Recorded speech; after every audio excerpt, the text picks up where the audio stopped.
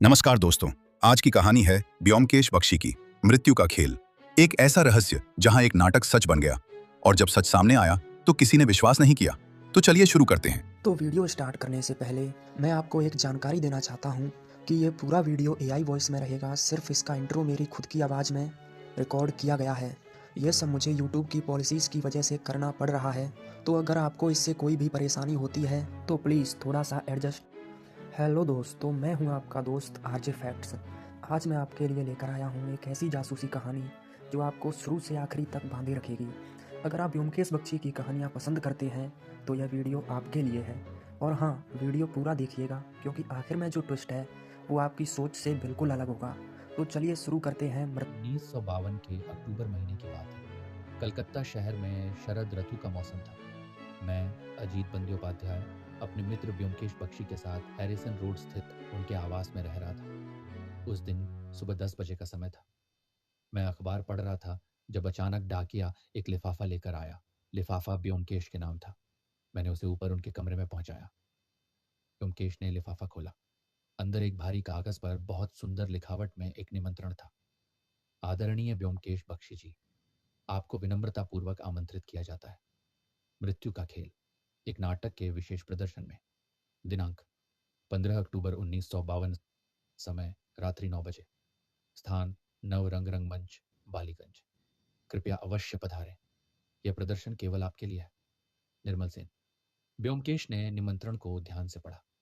उनके चेहरे पर एक अजीब भाव था। निर्मल सेन, मैंने कहा। यह नाम तो मैंने सुना है। वे एक प्रसिद्ध नाट्य निर्देशक है ना? हाँ, ब्योमकेश ने कहा। बहुत प्रतिभाशाली कलाकार हैं। लेकिन यह निमंत्रण अजीब है। क्यों? देखो, यह प्रदर्शन केवल आपके लिए है। एक नाटक जो सिर्फ एक दर्शक के लिए, और वह भी एक सत्यान्वेषी के लिए। कुछ गड़बड़ है। मुझे भी अजीब लगा। तो क्या हम जाएंगे? व्योमकेश मुस्कुराए। जरूर जाएंगे। जब कोई इतनी मेहनत से निमंत्रण भेजता है तो इनकार करना अशिष्टता होगी। 15 अक्टूबर की शाम हम बालीगंज पहुंचे। नवरंग रंगमंच एक पुरानी लेकिन भव्य इमारत थी। बाहर कोई भीड़ नहीं थी। सिर्फ एक चौकीदार दरवाजे पर खड़ा था। व्योमकेश बाबू? उसने पूछा। जी हाँ। निर्मल बाबू आपकी प्रतीक्षा कर रहे हैं। कृपया अंदर आइए। हम अंदर गए। रंगमंच का मुख्य हॉल बहुत बड़ा था। लगभग 300 कुर्सियां थीं, लेकिन सब खाली थीं। सिर्फ सामने की पहली पंक्ति में 2 कुर्सियों पर छोटे छोटे नाम की पट्टियां लगी थीं। व्योमकेश बख्शी और अजीत बंद्योपाध्याय। हम बैठ गए। मंच पर लाल पर्दा लगा था। पूरे हॉल में एक अजीब सा सन्नाटा था। ठीक 9 बजे बत्तियां बुझ गईं। फिर मंच पर रोशनी आई। पर्दा धीरे धीरे खुला। मंच पर एक बैठक का दृश्य था। बीच में एक बड़ी मेज और उसके चारों ओर 6 कुर्सियां। मेज पर कुछ कागज, एक दीपक और चाय के प्याले रखे थे। फिर मंच पर 6 लोग आए। एक मध्यम आयु का व्यक्ति जो स्पष्ट रूप से मुख्य पात्र था। एक महिला जो उसकी पत्नी लग रही थी। एक युवक, एक वृद्ध व्यक्ति, एक युवती और एक दुबला पतला आदमी जो मुनीम की तरह दिख रहा था। नाटक शुरू हुआ। मुख्य पात्र, जिसका नाम रमेश था, ने सबको संबोधित करते हुए कहा, मैंने आप सबको यहां बुलाया है क्योंकि मुझे पता चल गया है कि आप में से कोई एक मुझे मारना चाहता है। मंच पर सभी लोग चौंक गए। पत्नी सुमित्रा ने कहा, ये कैसी बात कर रहे हो तुम? रमेश ने मुस्कुराते हुए कहा, मैं सच कह रहा हूं। पिछले 3 दिनों से मुझे धमकी भरे पत्र मिल रहे हैं। कोई मुझे मारना चाहता है और मुझे लगता है कि वह व्यक्ति इसी कमरे में है। युवक, जो रमेश का भाई देवेश था, ने कहा, तो तुमने हमें यहां इसलिए बुलाया है? हमें संदेह करने के लिए? नहीं, रमेश ने शांति से कहा, मैंने तुम्हें यहां इसलिए बुलाया है क्योंकि मैं तुम्हें एक मौका देना चाहता हूं। एक मौका अपनी बात कहने का। वृद्ध व्यक्ति नरेन, जो रमेश का साझेदार था, ने कहा, यह बकवास है। कोई भी तुम्हें मारना नहीं चाहता।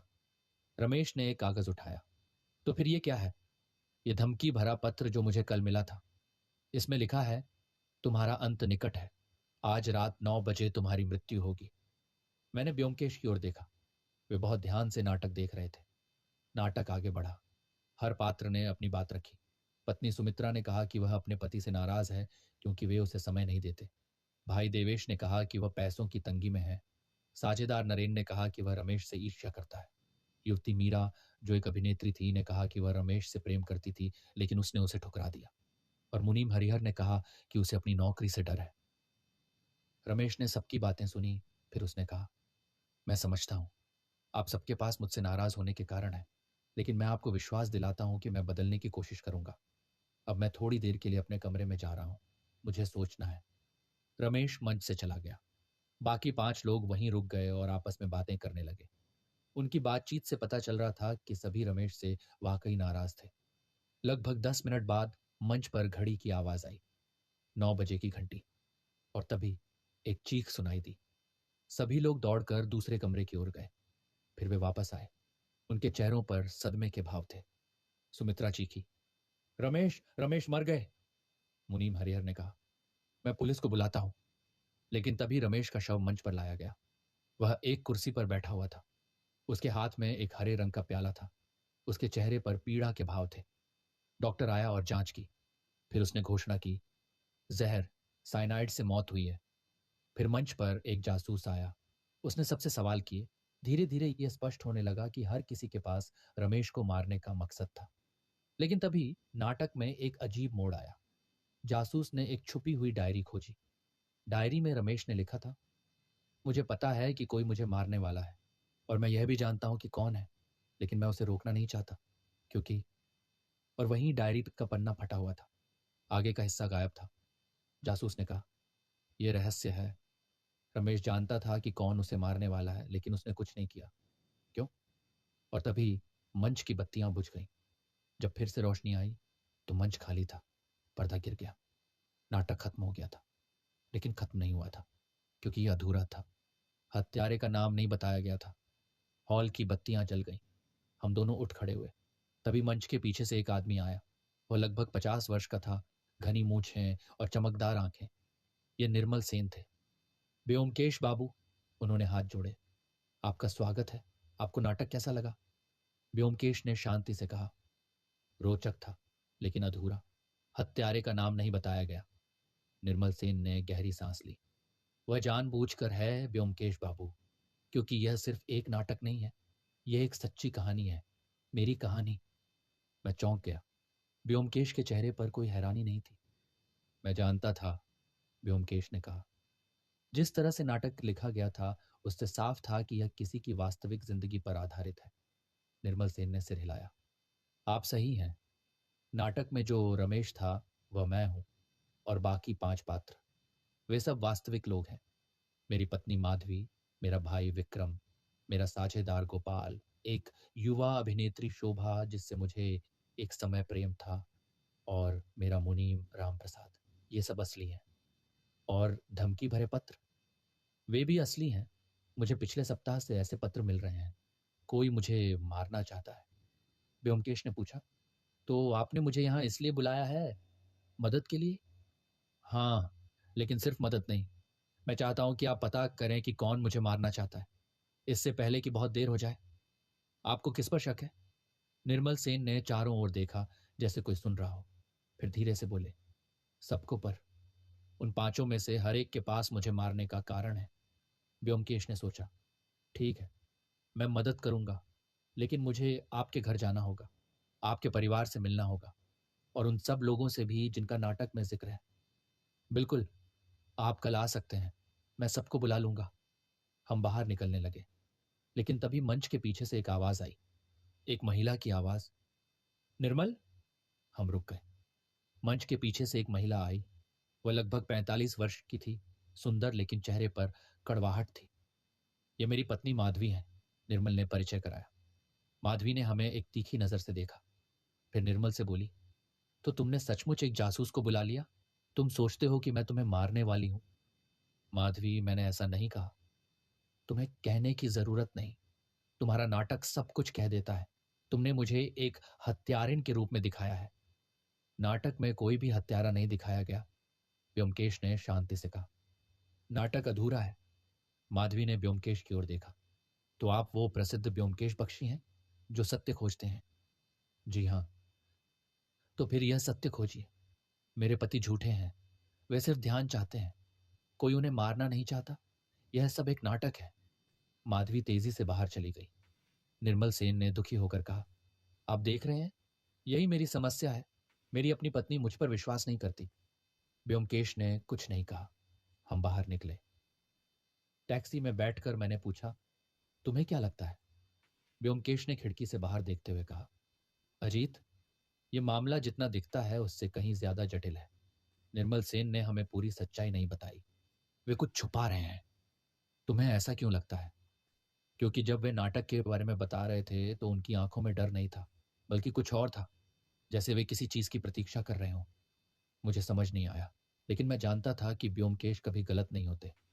अगली सुबह हम निर्मल सेन के घर पहुंचे, लेकिन जो हमने वहां देखा वह हमने कभी सोचा नहीं था। घर के बाहर पुलिस की गाड़ियां खड़ी थीं, लोगों की भीड़ थी, और दरवाजे पर इंस्पेक्टर पुरंदर पांडे खड़े थे। ब्योमकेश बाबू, उन्होंने हमें देखते ही कहा। अच्छा हुआ आप आ गए, बहुत बुरी खबर है। क्या हुआ? निर्मल सेन की हत्या हो गई है। आज सुबह उनकी लाश मिली है। और सबसे अजीब बात, हत्या बिल्कुल वैसे ही हुई है जैसे उन्होंने अपने नाटक में दिखाया था। हम तुरंत अंदर गए। निर्मल सेन का शव उनके अध्ययन कक्ष में एक कुर्सी पर बैठा हुआ था, बिल्कुल वैसे ही जैसे कल रात नाटक में दिखाया गया था। उनके हाथ में एक हरे रंग का प्याला था। चेहरे पर पीड़ा के भाव थे। डॉक्टर ने जांच की थी। साइनाइड विषाक्तता। मौत रात लगभग 11 बजे के आसपास हुई।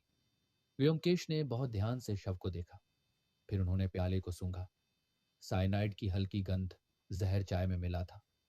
इंस्पेक्टर ने कहा, हाँ, और सबसे अजीब बात यह है कि यह बिल्कुल वैसे ही हुआ है जैसे उनके नाटक में था। घर में कौन कौन था रात को? निर्मल सेन की पत्नी माधवी, उनका भाई विक्रम जो यहीं रुका हुआ था, और 2 नौकर। बाकी सब अपने अपने घरों में थे। ब्योमकेश ने कमरे का निरीक्षण शुरू किया। वे हर कोने में गए, मेज के पास, खिड़की के पास, किताबों की अलमारी के पास। मैं चुपचाप उनके पीछे पीछे चल रहा था। अचानक ब्योमकेश एक चीज पर रुक गए। मेज पर एक छोटा सा कागज पड़ा था। उन्होंने उसे उठाया और पढ़ा, फिर मुझे दिखाया। कागज पर लिखा था, मैं जानता हूं तुम कौन हो। आज रात तुम्हारा खेल खत्म होगा। ये क्या है? इंस्पेक्टर ने पूछा। एक संदेश, ब्योमकेश ने कहा। शायद निर्मल सेन ने यह हत्यारे को लिखा था, या फिर हत्यारे ने उन्हें। फिर ब्योमकेश ने खिड़की की ओर देखा। यह खिड़की खुली हुई क्यों है? पता नहीं, इंस्पेक्टर ने कहा। शायद हवा के लिए। ब्योमकेश ने खिड़की के पास जाकर देखा। खिड़की के बाहर एक पाइप था जो ऊपर छत तक जाता था, और पाइप पर ताजा निशान थे, जैसे किसी ने उस पर चढ़ने के लिए इस्तेमाल किया हो। देखो, ब्योमकेश ने कहा, कोई इस पाइप से चढ़कर अंदर आया था। लेकिन घर में तो सब लोग थे, इंस्पेक्टर ने कहा। कोई बाहर से अंदर क्यों आएगा? यही तो पता करना है। तब दरवाजे पर एक आवाज आई, मैं अंदर आ सकती हूँ? यह माधवी थी। उसकी आंखें सूजी हुई थीं, जैसे वह रात भर रोई हो, लेकिन उसके चेहरे पर डर से ज्यादा कुछ और था, जैसे गुस्सा या राहत। ब्योमकेश ने कहा, कृपया आइए, मुझे आपसे कुछ सवाल पूछने हैं। माधवी अंदर आई। उसने अपने पति के शव को देखा, लेकिन उसकी आंखों में आंसू नहीं थे। माधवी जी, ब्योमकेश ने पूछा, कल रात आप कहाँ थीं? अपने कमरे में। मैं 10 बजे सो गई थी। और आपको कुछ अजीब आवाज सुनाई दी? नहीं, मैं गहरी नींद में थी। आपके पति के साथ आपके संबंध कैसे थे? माधवी ने कड़वाहट से कहा, बहुत बुरे। हम दोनों एक दूसरे से नफरत करते थे। क्या आप मुझसे यह पूछना चाहते हैं कि क्या मैंने उन्हें मारा? ब्योमकेश ने शांति से कहा, मैं सिर्फ सच जानना चाहता हूं। सच यह है कि मैं खुश हूं कि वे मर गए, लेकिन मैंने उन्हें नहीं मारा। यह बहुत सीधा जवाब था। ब्योमकेश ने और कुछ नहीं पूछा। माधवी चली गई। फिर ब्योमकेश ने विक्रम को बुलवाया। विक्रम घबराया हुआ था। उसके हाथ कांप रहे थे। विक्रम बाबू, ब्योमकेश ने पूछा, कल रात आप यहां क्यों रुके थे? मेरे भाई ने मुझे बुलाया था, कहा था कि कुछ जरूरी बात करनी है। और आपने बात की? हाँ, 10 बजे के आसपास। वे मुझसे पैसे मांग रहे थे। मैं चौंक गया। पैसे? लेकिन आपने तो कहा था कि आप कर्ज में हैं। विक्रम ने सिर झुकाया। वह वह झूठ था। असल में मेरे भाई मुझसे पैसे उधार लेना चाहते थे। उनका व्यापार डूब रहा था, लेकिन मैंने मना कर दिया। यह एक नया खुलासा था। निर्मल सेन को पैसों की जरूरत थी। और फिर? ब्योमकेश ने पूछा। फिर मैं अपने कमरे में चला गया, सो गया। सुबह जब नौकर ने चीखा तो मुझे वो पता चला कि मेरे भाई। विक्रम रोने लगा, लेकिन मुझे लगा कि यह नाटक था। व्योमकेश ने उसे जाने दिया। फिर उन्होंने नौकरों से बात की। उन्हें कुछ खास नहीं पता था। फिर हम निर्मल सेन की निजी चीजें देखने लगे। उनकी मेज की दराज में कुछ कागज थे। व्योमकेश ने उन्हें पढ़ा। अचानक वे एक कागज पर रुक गए। यह एक पुराना पत्र था। उन्होंने मुझे दिखाया। पत्र में लिखा था, प्रिय निर्मल, मैं जानता हूं तुम क्या कर रहे हो। तुम सबको बेवकूफ बना रहे हो, लेकिन मैं तुम्हारी सच्चाई जानता हूं। और अगर तुमने मुझे वह पैसे नहीं दिए जो तुम पर मेरे हैं, तो मैं सबको बता दूंगा। तुम्हारा पुराना मित्र। पत्र पर कोई तारीख नहीं थी और नीचे सिर्फ तुम्हारा पुराना मित्र लिखा था। यह किसने लिखा? मैंने पूछा। व्योमकेश ने सोचा। शायद गोपाल दास, निर्मल सेन का साझेदार। हमें उनसे मिलना होगा। हम घर से निकले। बाहर भीड़ और बढ़ गई थी। लोग आपस में फुसफुसा रहे थे। प्रसिद्ध नाटककार की हत्या, बिल्कुल अपने ही नाटक की तरह। कितना अजीब है। हम अपनी गाड़ी में बैठे, लेकिन तभी एक युवती हमारे पास आई। वो बहुत सुंदर थी, लेकिन उसकी आंखें डर से फैली हुई थीं। व्योमकेश बाबू? उसने पूछा। जी हाँ, मैं शोभा रॉय हूँ। निर्मल बाबू की, उनकी। वह रुक गई। आप उनकी मित्र थी? हाँ। और मुझे कुछ बताना है, कुछ बहुत जरूरी, लेकिन यहाँ नहीं। कृपया मेरे घर आइए। व्योमकेश ने सिर हिलाया। हम शोभा के घर की ओर चल पड़े। शोभा का घर बहुत छोटा था। एक कमरे का फ्लैट जहां वह अपनी मां के साथ रहती थी। घर के अंदर सब कुछ साफ सुथरा था, लेकिन गरीबी साफ झलक रही थी। शोभा की मां बीमार थी। वे बिस्तर पर लेटी हुई थी। हम बैठक में बैठे। शोभा ने हमें चाय दी। फिर वह खुद भी बैठ गई। उसके हाथ कांप रहे थे। व्योमकेश बाबू, वह धीरे से बोली, मैं आपको कुछ बताना चाहती हूँ, लेकिन आप किसी को नहीं बताएंगे? अगर यह हत्या से संबंधित है तो मैं वादा नहीं कर सकता। शोभा ने एक गहरी सांस ली। ठीक है, मैं आपको बताती हूँ। निर्मल बाबू और मैं, हम प्रेम करते थे। ये कोई नई बात नहीं थी। नाटक में भी यही दिखाया गया था। लेकिन, शोभा ने जारी रखा, यह सिर्फ प्रेम नहीं था। हम हम शादी करने वाले थे। मैं चौंक गया। व्योमकेश ने शांति से पूछा, लेकिन वे तो पहले से विवाहित थे। हाँ, लेकिन वे माधवी जी से तलाक लेने वाले थे। उन्होंने मुझसे वादा किया था कि इस महीने के अंत तक वे तलाक ले लेंगे। और माधवी को इसके बारे में पता था? हाँ, निर्मल बाबू ने उन्हें 2 हफ्ते पहले बताया था। और तभी से सब कुछ बदल गया। कैसे? माधवी जी बहुत गुस्से में थी। उन्होंने निर्मल बाबू को धमकी दी थी कि अगर उन्होंने तलाक दिया तो वे सब कुछ बर्बाद कर देंगी। उनकी प्रतिष्ठा, उनका रंगमंच, सब कुछ। और निर्मल सेन ने क्या किया? वे डर गए थे, लेकिन फिर उन्होंने कहा कि वे एक योजना बना रहे हैं। एक ऐसी योजना जिससे सब कुछ ठीक हो जाएगा। कौन सी योजना? शोभा ने सिर हिलाया। मुझे नहीं पता। उन्होंने मुझे नहीं बताया। बस इतना कहा कि जल्द ही सब कुछ ठीक हो जाएगा। व्योमकेश ने सोचा। और कल रात आप कहाँ थी? शोभा की आंखों में आंसू आ गए। मैं मैं निर्मल बाबू के घर गई थी। क्या? मैं चौंक गया। मैं उनसे मिलना चाहती थी। मुझे उनके नाटक के बारे में पूछना था। उस नाटक में जो दिखाया गया था, क्या वह सच था? तो मैं रात 11 बजे के आसपास उनके घर पहुंची। और मैं पिछली खिड़की से अंदर गई, पाइप के सहारे चढ़कर। मुझे पता था कि उनका अध्ययन कक्ष कहाँ है। तो वे निशान शोभा के थे। व्योमकेश ने पूछा। और जब आप अंदर पहुंची? शोभा रोने लगी। जब मैं अंदर पहुंची तो निर्मल बाबू कुर्सी पर बैठे थे। उनके हाथ में वह हरा प्याला था। और और वे मर चुके थे।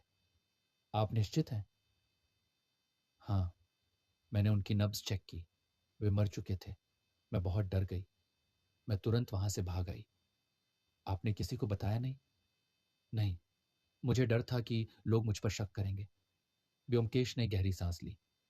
शोभा जी, आपने बहुत बड़ी गलती की। आपको तुरंत पुलिस को बताना चाहिए था। मुझे पता है, लेकिन अब मैं आपको बता रही हूं। कृपया मुझे बचाइए। मैं निर्दोष हूं। व्योमकेश ने कुछ नहीं कहा। हम वहां से निकल गए। बाहर आकर मैंने पूछा, तुम्हें क्या लगता है, क्या वह सच बोल रही थी? व्योमकेश ने कहा, शायद, लेकिन अभी पूरी सच्चाई सामने नहीं आई है। हमें और खोजना होगा। हम गोपाल दास के घर की ओर चल पड़े, लेकिन रास्ते में व्योमकेश ने टैक्सी रुकवाई। अजीत, मुझे कुछ याद आ रहा है। हमें वापस निर्मल सेन के घर जाना होगा। मैंने कुछ देखा था जो मुझे अजीब लगा था। हम वापस निर्मल सेन के घर पहुंचे। पुलिस अभी भी वहां थी। हम फिर से अध्ययन कक्ष में गए। व्योमकेश सीधे मेज के पास गए। उन्होंने दराज खोली और कागजों को देखने लगे। फिर अचानक वे रुक गए। ये देखो अजीत, उन्होंने एक कागज निकाला। ये एक बीमा पॉलिसी थी, निर्मल सेन की जीवन बीमा, 5 लाख रुपए, और लाभार्थी का नाम माधवी सेन। 5 लाख रुपए, मैंने कहा। यह बहुत बड़ी रकम है।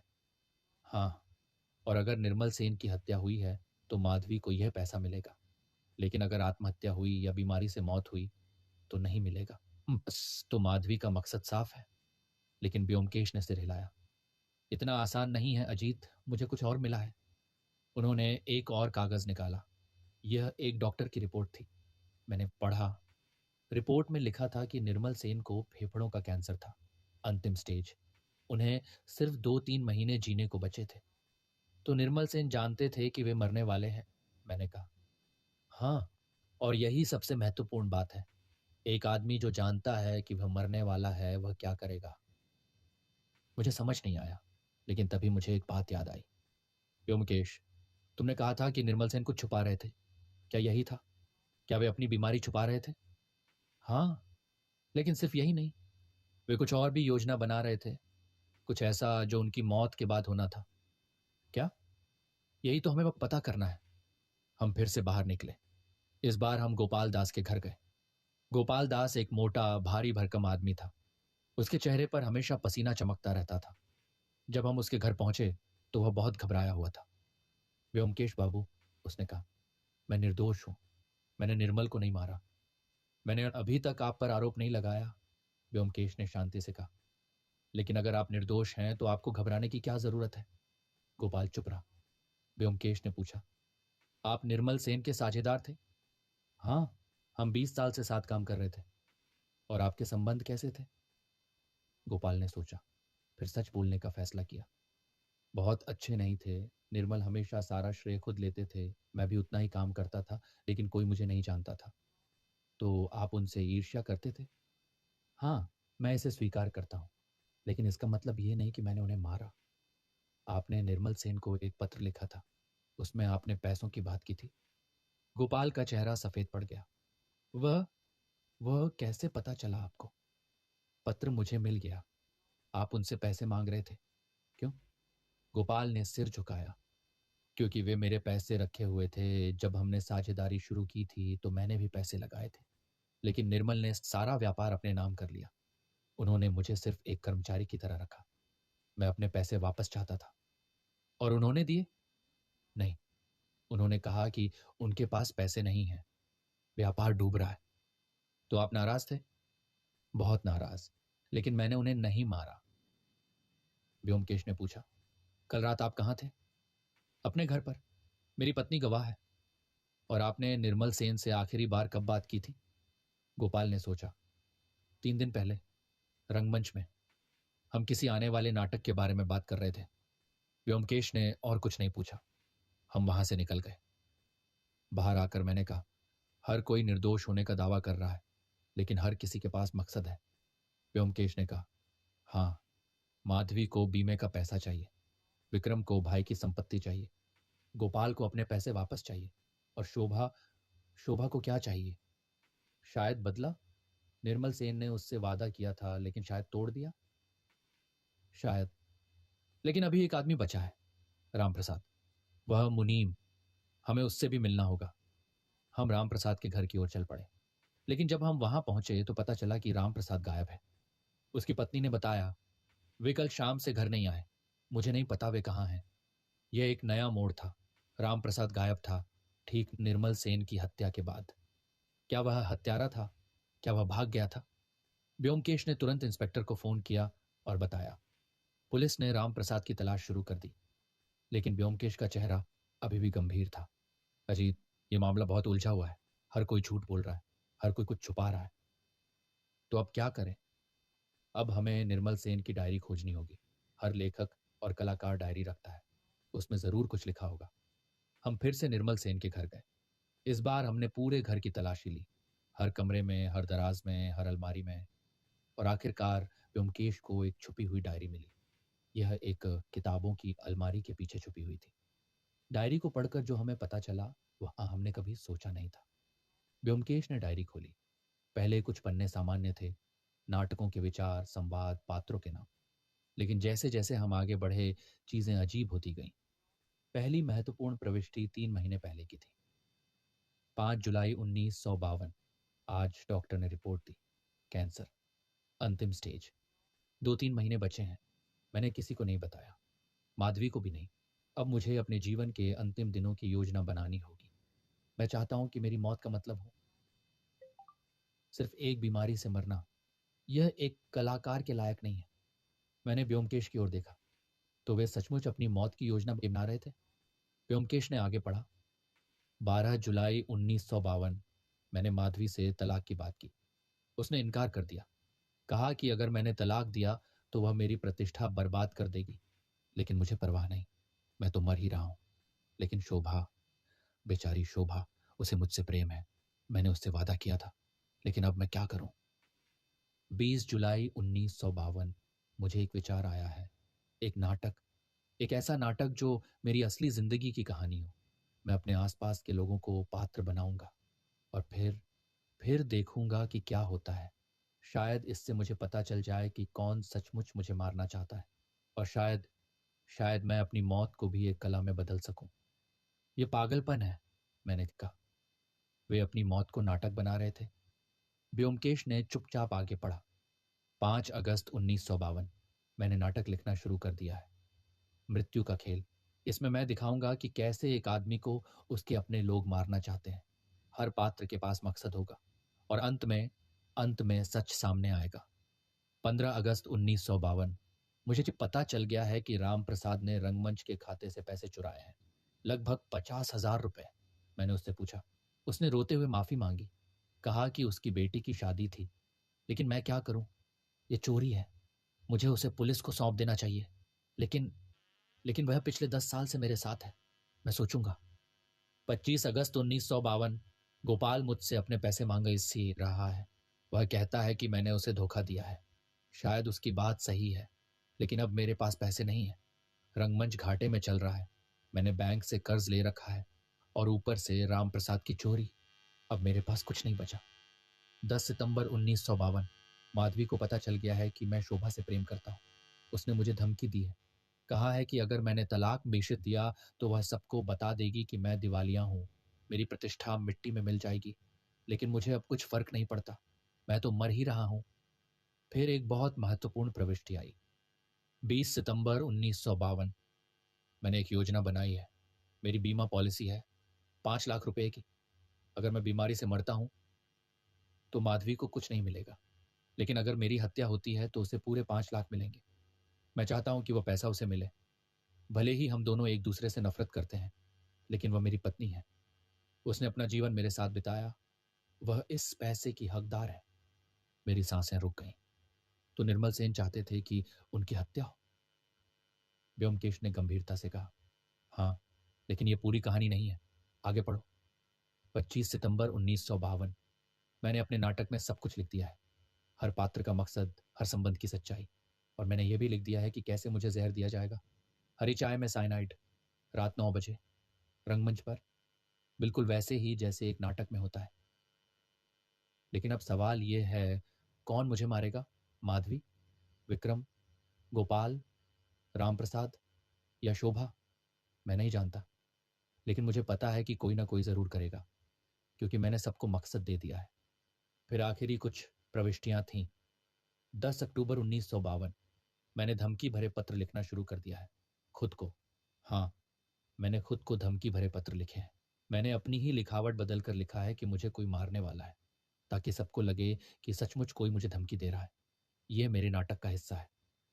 क्या? मैं चौंक गया। वे खुद को धमकी भरे पत्र लिख रहे थे? व्योमकेश ने कहा, हाँ, वे अपनी हत्या का पूरा नाटक खुद लिख रहे थे। 12 अक्टूबर 1952। मैंने व्योमकेश बख्शी को निमंत्रण भेज दिया है। एक महान सत्यान्वेषी।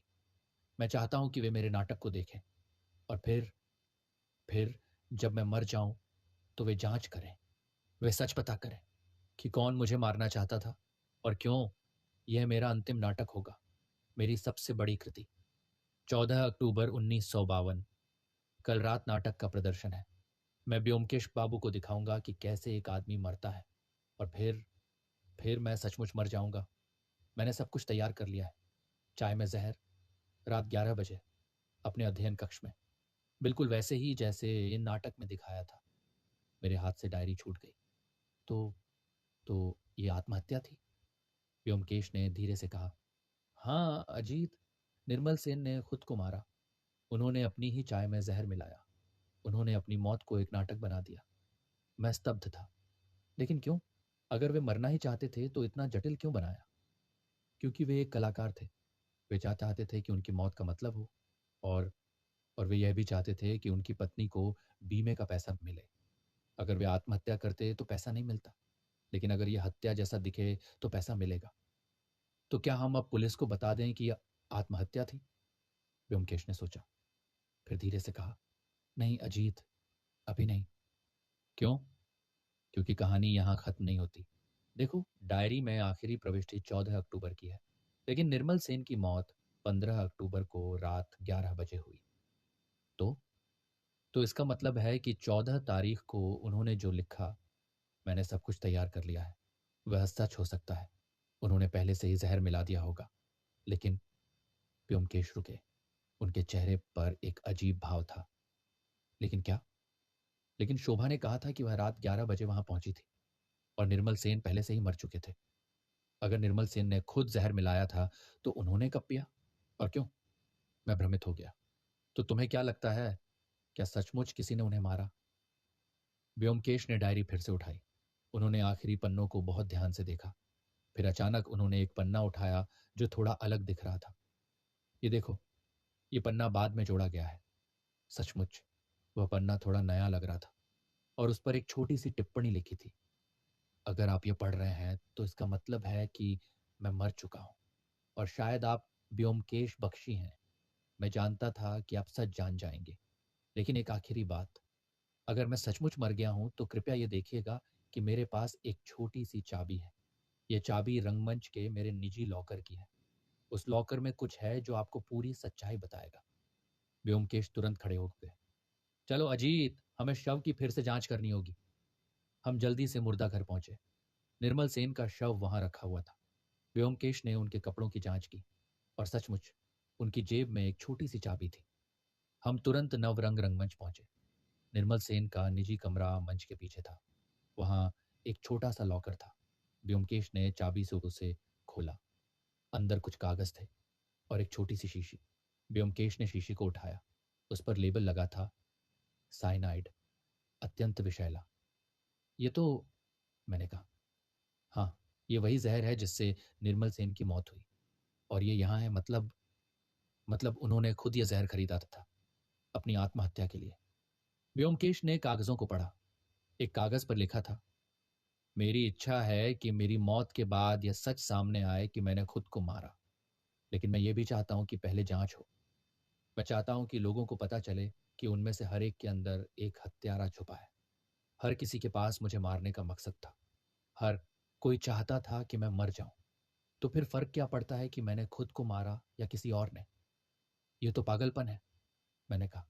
वे लोगों को यह विश्वास दिलाना चाहते थे कि उनकी हत्या हुई है। हाँ, क्योंकि वे ये दिखाना चाहते थे कि समाज कैसे लोगों को हत्यारा बना देता है। हर किसी के पास मकसद था, हर कोई नाराज था, लेकिन किसी ने भी कुछ नहीं किया। फिर भी वे सब अपराध बोध महसूस करेंगे। तब मुझे एक बात याद आई, लेकिन ब्योमकेश, अगर यह आत्महत्या थी तो रामप्रसाद क्यों गायब है और शोभा ने क्यों झूठ बोला? व्योमकेश ने सोचा, यह सही सवाल है। शायद शायद हमें अभी भी पूरी सच्चाई नहीं पता। हम फिर से बाहर निकले। शाम हो रही थी। अचानक व्योमकेश के चेहरे पर चिंता आ गई। अजीत, मुझे लगता है कि हम कुछ बहुत महत्वपूर्ण भूल रहे हैं। कुछ ऐसा जो सामने है लेकिन हम देख नहीं पा रहे। क्या? मुझे नहीं पता, लेकिन मुझे लगता है कि सच अभी भी छुपा हुआ है। हमें फिर से सबसे मिलना होगा, हर किसी से। और इस बार बहुत ध्यान से सुनना होगा। लेकिन उसी समय मेरा फोन बजा। ये इंस्पेक्टर पुरंदर थे। ब्योमकेश बाबू, बड़ी खबर है। हमें राम प्रसाद मिल गया है। वह गंगा नदी के किनारे मिला है, मरा हुआ, आत्महत्या की तरह लग रहा है। ब्योमकेश और मैं तुरंत वहां पहुंचे। गंगा नदी के किनारे एक सुनसान जगह पर राम प्रसाद का शव पड़ा था। उसके हाथ में एक खाली शीशी थी और उसकी जेब में एक चिट्ठी।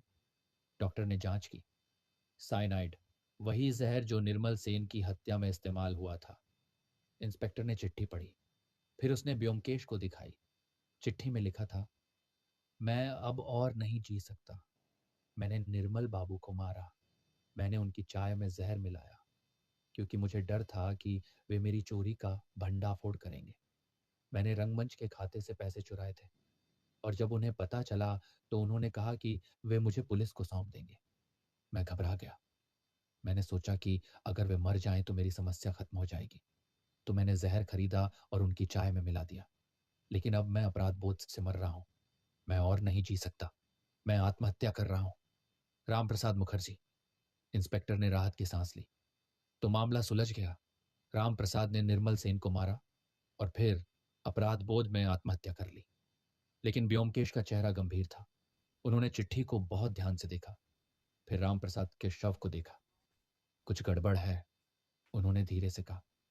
क्या गड़बड़ है? इंस्पेक्टर ने पूछा। सब कुछ तो साफ है।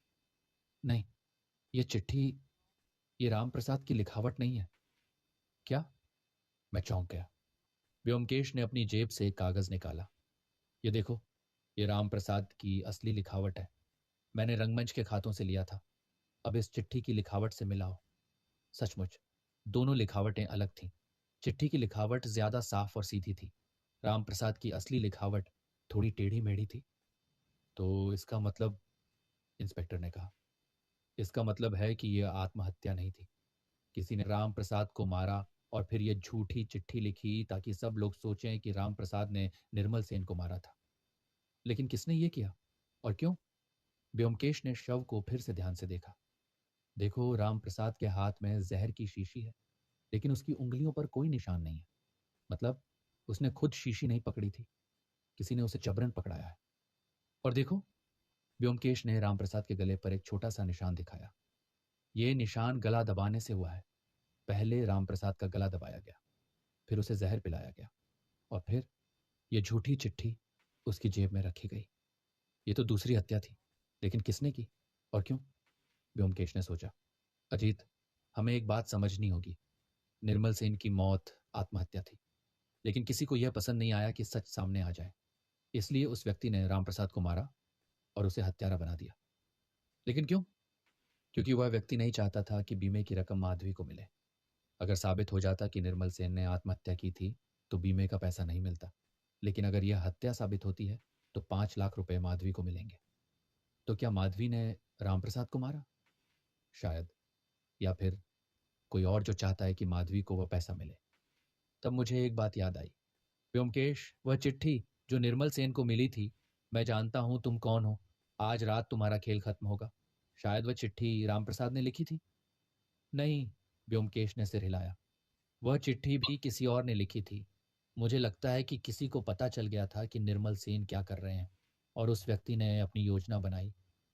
तो असली हत्यारा कौन है? व्योमकेश ने गहरी सांस ली।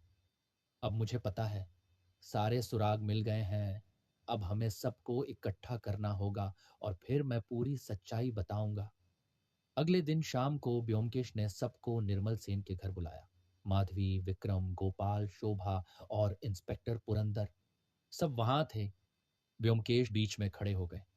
उनके हाथ में निर्मल सेन की डायरी थी। मैंने आप सबको यहाँ इसलिए बुलाया है क्योंकि अब मुझे पूरी सच्चाई पता चल गई है। निर्मल सेन की मौत कैसे हुई, क्यों हुई और सबसे महत्वपूर्ण, रामप्रसाद को किसने मारा। सब चुपचाप सुन रहे थे। पहले मैं आपको बताता हूं कि निर्मल सेन की मौत कैसे हुई। यह आत्महत्या थी। सब चौंक गए। माधवी ने कहा, आत्महत्या? लेकिन रामप्रसाद की चिट्ठी में लिखा था कि उसने। वह चिट्ठी झूठी थी, व्योमकेश ने कहा। रामप्रसाद ने निर्मल सेन को नहीं मारा, निर्मल सेन ने खुद को मारा। फिर व्योमकेश ने डायरी दिखाई और सबको पढ़कर सुनाया। कैसे निर्मल सेन को कैंसर था, कैसे उन्होंने अपनी मौत की योजना बनाई, कैसे उन्होंने खुद को धमकी भरे पत्र लिखे और कैसे उन्होंने एक नाटक बनाया। निर्मल सेन एक कलाकार थे, ब्योमकेश ने कहा, और वे चाहते थे कि उनकी मौत भी एक कला हो। इसलिए उन्होंने यह सब किया। उन्होंने खुद जहर मिलाया, खुद पिया और अपनी मौत को एक नाटक बना दिया। लेकिन माधवी ने पूछा, अगर ये आत्महत्या थी तो मुझे बीमे का पैसा नहीं मिलेगा? यही तो बात है, ब्योमकेश ने कहा।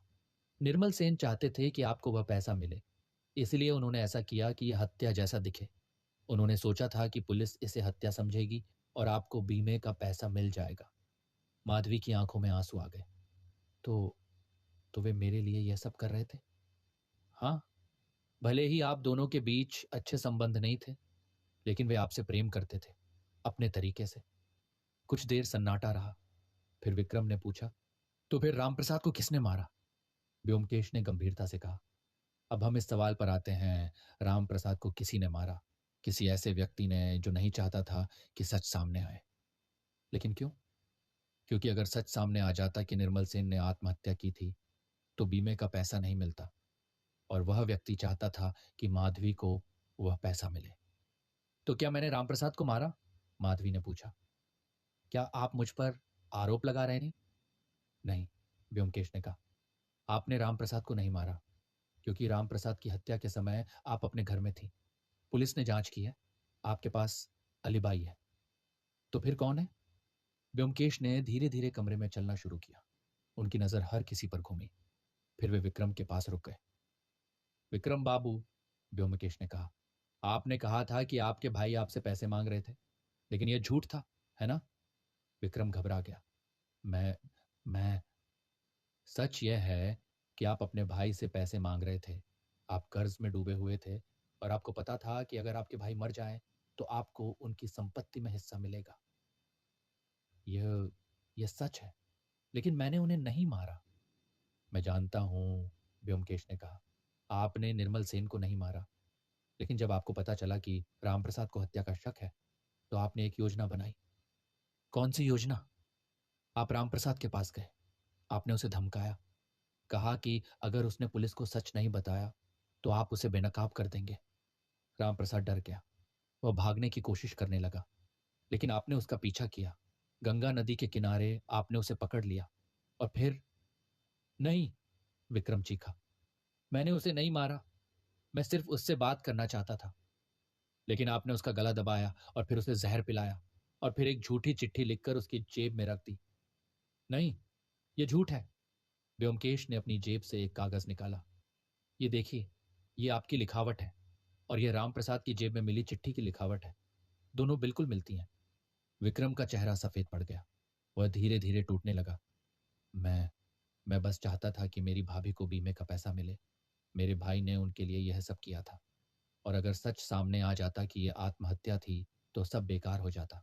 तो मैंने रामप्रसाद को मारकर उसे हत्यारा बना दिया, ताकि सब सोचें कि निर्मल की हत्या हुई थी।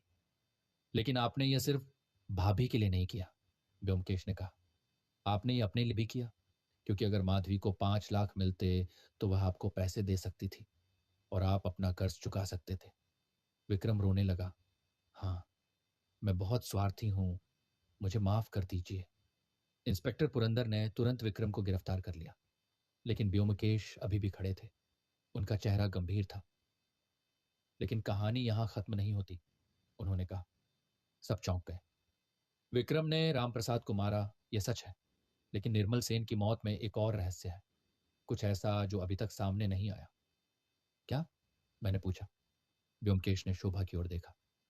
शोभा जी, व्योमकेश ने धीरे से कहा, आपने कहा था कि आप रात 11 बजे निर्मल सेन के घर गई थी, और जब आप वहां पहुंची तो वे पहले से ही मर चुके थे। शोभा ने घबरा कर कहा, हाँ, मैंने सच कहा था, लेकिन आपने एक बात नहीं बताई। कौन सी बात? व्योमकेश ने एक कागज निकाला। यह निर्मल सेन की डायरी से है। उन्होंने लिखा है कि आप और वे शादी करने वाले थे और उन्होंने माधवी से तलाक की बात की थी। शोभा ने सिर झुकाया। हाँ, यह सच है, लेकिन फिर निर्मल सेन ने अपना इरादा बदल दिया। उन्होंने तलाक नहीं लिया। क्यों? शोभा रोने लगी। क्योंकि क्योंकि उन्हें पता चल गया कि मुझे उनसे सच में प्रेम नहीं था। ये एक बड़ा खुलासा था। मैं मैं एक गरीब लड़की हूँ, शोभा ने कहा। मेरी माँ बीमार है, मुझे पैसों की सख्त ज़रूरत थी और निर्मल बाबू एक धनी आदमी थे। तो मैंने मैंने उनसे प्रेम का नाटक किया। मैंने सोचा कि अगर हम शादी कर लेंगे तो मेरी सारी समस्याएं खत्म हो जाएंगी। लेकिन निर्मल सेन को पता चल गया। हाँ, किसी तरह उन्हें पता चल गया और फिर उन्होंने मुझसे कहा कि हम शादी नहीं कर सकते। मैं बहुत गुस्से में थी। मैंने सोचा कि उन्होंने मुझे धोखा दिया। ब्योमकेश ने गहरी सांस ली। और जब आपको पता चला कि निर्मल सेन कैंसर से मर रहे हैं तो आपने एक योजना बनाई। शोभा ने डर से देखा। क्या योजना? आपने सोचा कि अगर निर्मल सेन की हत्या होती है तो शायद आपको कुछ मिल सकता है, शायद वसीयत में आपका नाम होगा। तो आपने उस रात वहां जाने का फैसला किया। लेकिन जब आप वहां पहुंची तो निर्मल सेन पहले से ही मर चुके थे, क्योंकि उन्होंने खुद जहर पी लिया था। शोभा रोती रही। लेकिन फिर आपने एक बात देखी। मेज पर निर्मल सेन की डायरी पड़ी थी और उसमें सब कुछ लिखा था। उनकी आत्महत्या की योजना, उनकी बीमारी, सब कुछ। आपने डायरी पढ़ी और फिर आपको एक विचार आया, अगर आप डायरी को छुपा दें तो कोई नहीं जान पाएगा कि यह आत्महत्या थी। सब सोचेंगे कि यह हत्या था है, और अगर यह हत्या था तो माधवी को बीमे का पैसा मिलेगा। लेकिन आपने डायरी क्यों नहीं छुपाई? शोभा ने धीरे से कहा, क्योंकि क्योंकि जब मैंने डायरी पढ़ी तो मुझे एहसास हुआ कि निर्मल बाबू कितने अच्छे इंसान थे। उन्होंने अपनी पत्नी के लिए इतना कुछ किया और मैं सिर्फ पैसों के लिए उनका इस्तेमाल कर रही थी। मुझे बहुत शर्म आई, तो मैंने डायरी को वापस रख दिया और वहां से चली गई। ब्योमकेश ने सिर हिलाया। लेकिन आपने एक गलती की। जब आप पाइप से चढ़कर अंदर गई थी तो आपने निशान छोड़ दिए थे और मुझे वे निशान मिल गए। लेकिन मैंने कुछ गलत नहीं किया, शोभा ने कहा। मैंने उन्हें नहीं मारा, मैंने डायरी भी नहीं छुपाई। यह सच है, ब्योमकेश ने कहा। आपने कोई अपराध नहीं किया, लेकिन आपने एक बहुत बड़ी गलती की। आपने पुलिस को नहीं बताया कि आप वहां थी। अगर आपने तुरंत बताया होता तो शायद रामप्रसाद की जान बच जाती। शोभा जोर जोर से रोने लगी। ब्योमकेश ने इंस्पेक्टर की ओर देखा। इंस्पेक्टर, शोभा जी ने कोई अपराध नहीं किया है, लेकिन उन्होंने सबूत छुपाया है। आप फैसला करें। इंस्पेक्टर ने सोचा, ठीक है, मैं उन्हें छोड़ देता हूं, लेकिन अगर भविष्य में कुछ और सामने आया तो। कुछ नहीं आएगा, ब्योमकेश ने कहा। सच अब पूरी तरह से सामने आ चुका है। फिर ब्योमकेश ने माधवी की ओर देखा। माधवी जी, मुझे खेद है। निर्मल सेन ने आपके लिए इतना कुछ किया, लेकिन अब जब सच सामने आ गया है कि यह आत्महत्या थी तो आपको बीमे का पैसा नहीं मिलेगा। माधवी ने आंसू पोंछे। मुझे पैसे की परवाह नहीं है। मुझे बस इतना पता चल गया कि मेरे पति मुझसे प्रेम करते थे। यही यही काफी है। सब धीरे धीरे चले गए। आखिर में सिर्फ मैं और ब्योमकेश बचे थे। मैंने पूछा, तो ये पूरा मामला क्या था? एक आदमी ने अपनी मौत का नाटक बनाया और फिर उसकी मौत के बाद एक असली हत्या हुई। ब्योमकेश ने खिड़की से बाहर देखते हुए कहा, हाँ अजीत, यह एक अजीब मामला था। निर्मल सेन एक कलाकार थे और उन्होंने अपने जीवन के अंतिम दिनों में एक ऐसा नाटक बनाया जो वास्तविकता बन गया। लेकिन क्या उन्हें इतना जटिल बनाने की जरूरत थी? शायद नहीं। लेकिन वे एक संदेश देना चाहते थे। वे दिखाना चाहते थे कि कैसे समाज लोगों को हत्यारा बना सकता है। उनके आसपास के हर व्यक्ति के पास उन्हें मारने का मकसद था। हर कोई उनसे नाराज था, लेकिन किसी ने कुछ नहीं किया। फिर भी जब वे मर गए तो सबको अपराध बोध महसूस हुआ और विक्रम ने सचमुच एक हत्या कर दी। हाँ, यही तो विडंबना है। निर्मल सेन ने सिर्फ एक नाटक बनाया था, लेकिन उनकी मौत के बाद एक असली हत्या हो गई, राम प्रसाद की। एक निर्दोष आदमी को मार दिया गया सिर्फ इसलिए क्योंकि विक्रम को लगा कि यह सही है। मैंने गहरी सांस ली। यह बहुत दुखद है। हाँ अजीत, ये बहुत दुखद है। एक कलाकार ने अपनी कला के लिए अपनी जान दे दी और उसकी कला ने एक निर्दोष की जान ले ली। हम धीरे धीरे बाहर निकले। बाहर रात हो चुकी थी। सड़कों पर बत्तियां जल रही थीं। हम घर की ओर चल पड़े। रास्ते में मैंने पूछा, तुम्हें कैसे पता चला कि विक्रम ने रामप्रसाद को मारा? व्योमकेश ने कहा, कई छोटे छोटे सुराग थे। पहला, झूठी चिट्ठी की लिखावट। मैंने ध्यान दिया कि यह रामप्रसाद की लिखावट नहीं थी। फिर मैंने सभी की लिखावट की तुलना की। विक्रम की लिखावट मिल गई। दूसरा, राम प्रसाद के शव पर गले के निशान।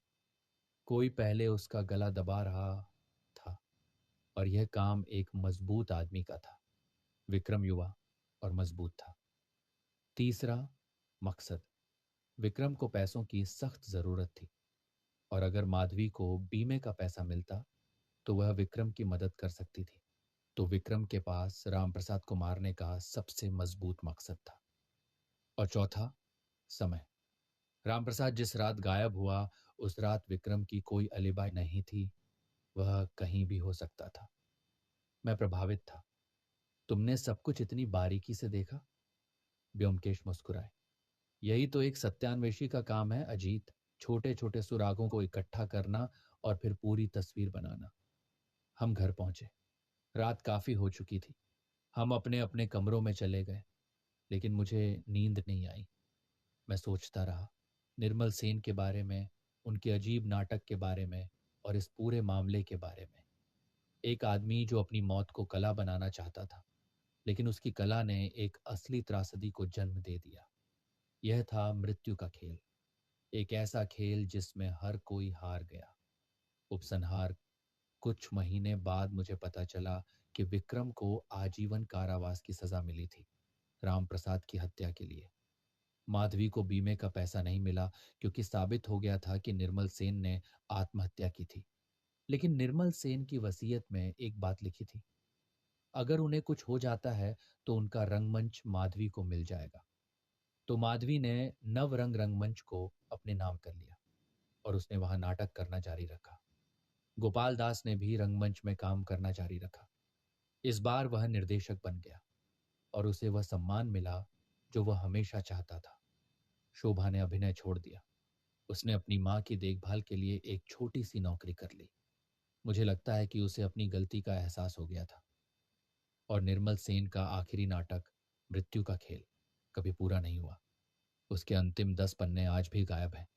शायद निर्मल सेन चाहते थे कि वे पन्ने कभी न मिले। शायद वे चाहते थे कि उनके नाटक का अंत एक रहस्य बना रहे। एक दिन ब्योमकेश ने मुझसे कहा, अजीत, क्या तुमने कभी सोचा है कि निर्मल सेन उन आखिरी पन्नों में क्या लिखना चाहते थे? मैंने सोचा, शायद हत्यारे का नाम। ब्योमकेश ने सिर हिलाया। नहीं, मुझे लगता है कि वे कुछ और लिखना चाहते थे। शायद यह संदेश कि हम सब थोड़े थोड़े हत्यारे हैं। जब हम किसी से नफरत करते हैं, जब हम किसी को तकलीफ देते हैं, जब हम किसी की परवाह नहीं करते, तो हम उस व्यक्ति को थोड़ा थोड़ा मारते रहते हैं। और निर्मल सेन यही दिखाना चाहते थे कि उनके आसपास के सब लोग किसी न किसी तरह से उनकी मौत के जिम्मेदार थे, भले ही उन्होंने खुद को मारा था। मैंने गहरी सांस ली। ये बहुत गहरा विचार है। हाँ, और शायद यही निर्मल सेन की सबसे बड़ी कृति थी। उनका जीवन, उनकी मौत और उनका आखिरी नाटक, सब मिलकर एक संदेश देते हैं कि जीवन सिर्फ एक नाटक नहीं है, ये वास्तविकता है और हर कार्य के परिणाम होते हैं। उस दिन के बाद मैंने कभी नाटकों को उसी नज़र से नहीं देखा। हर बार जब मैं कोई नाटक देखता तो मुझे निर्मल सेन याद आते, एक कलाकार जिसने अपनी कला के लिए सब कुछ दे दिया। और मुझे ब्योमकेश का वह वाक्य याद आता, सत्य हमेशा सामने आता है, चाहे वह कितना भी जटिल हो। यह था मृत्यु का खेल। एक कहानी जो नाटक से शुरू हुई और वास्तविकता में बदल गई। एक कहानी जिसमें कला और जीवन इतने घुल मिल गए कि उन्हें अलग करना असंभव हो गया। और शायद यही निर्मल सेन चाहते थे। तो दोस्तों, कैसी लगी आपको ये कहानी? मुझे उम्मीद है कि आपको ब्योमकेश बख्शी का यह रहस्यमयी मामला पसंद आया होगा। और अगर आपने पूरी कहानी सुनी तो कमेंट में मृत्यु का खेल लिख दीजिए। और अगर आप ऐसी और जासूसी कहानियाँ सुनना चाहते हैं तो चैनल को सब्सक्राइब करना मत भूलिएगा। बेल आइकन भी दबा दीजिए ताकि अगली कहानी का नोटिफिकेशन आपको मिल जाए। तो अगली कहानी में मिलते हैं, तब तक के लिए खुश